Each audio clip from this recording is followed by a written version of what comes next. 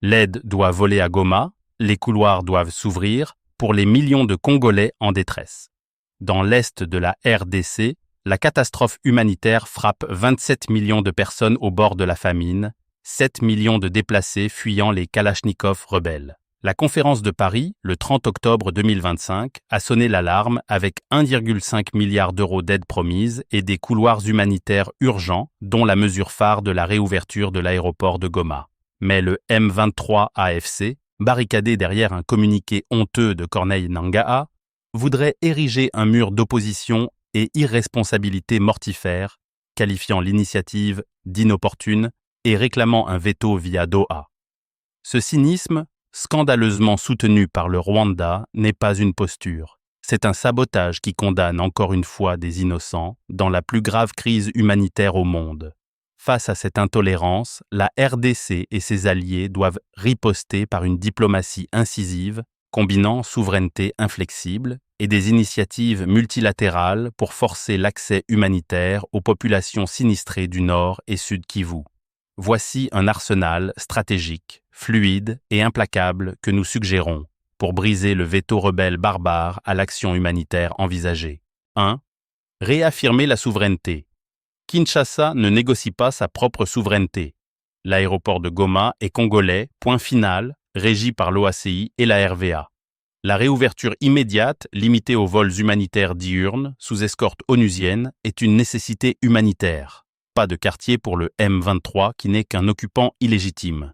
Une solution diplomatique percutante pourrait être de notifier l'OACI pour activer des survols forcés et pivoter vers Bujumbura comme hub alternatif. Résultat, l'aide coulera malgré tout, isolant le M23 comme un paria et exposant son contrôle de fait comme une farce.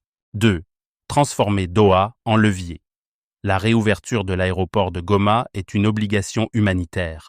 Intégrer la réouverture de l'aéroport de Goma dans les pourparlers qataris, un premier pas pour un cessez-le-feu élargi, supervisé par une équipe SADC Union africaine neutre, comme en mars 2025. Le Qatar et les États-Unis, médiateurs clés, pourraient inscrire cela à l'ordre du jour. Pas de progrès dans la négociation sans facilitation humanitaire. 3. Une autre initiative pourrait venir, l'Union africaine. L'Union africaine pourrait voter une résolution condamnant tout blocage humanitaire sous peine de sanctions. Le M23 accepte ou s'isole encore plus. 4.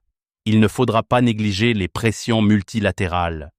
Une stratégie pourrait être celle de serrer l'étau sur Kigali et ses pions derrière Nangaa, car l'attitude du ministre des Affaires étrangères rwandais à Paris a encore prouvé, de par ses déclarations incendiaires, que c'est Kigali qui tire les ficelles.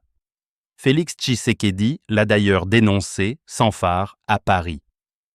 Accusons le Rwanda publiquement de parrainage du chaos, reliant son veto à une mainmise sur les minerais qui saignent la région, au détriment de la souffrance congolaise de millions de personnes en urgence humanitaire. 5.